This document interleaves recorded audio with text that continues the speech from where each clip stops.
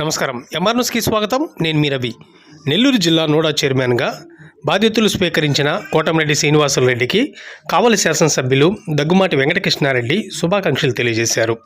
ఈరోజు జరిగిన నోడా కార్యాలయంలో ప్రమాణ స్వీకార మహోత్సవానికి కావలి ఎమ్మెల్యే అతిథిగా పాల్గొన్నారు.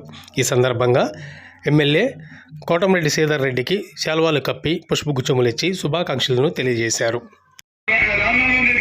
సార్ నమస్కారం సార్. బాగున్నాను సార్. ఈరోజు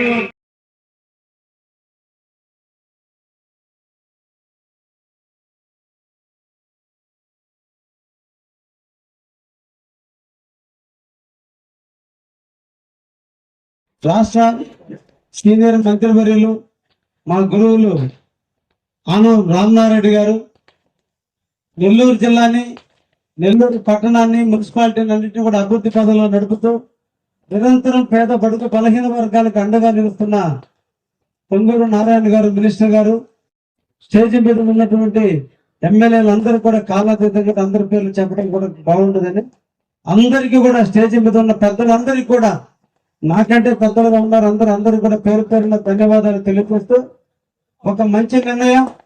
నెల్లూరు అర్బన్ డెవలప్మెంట్ అథారిటీ చాలా గొప్ప పోస్టు.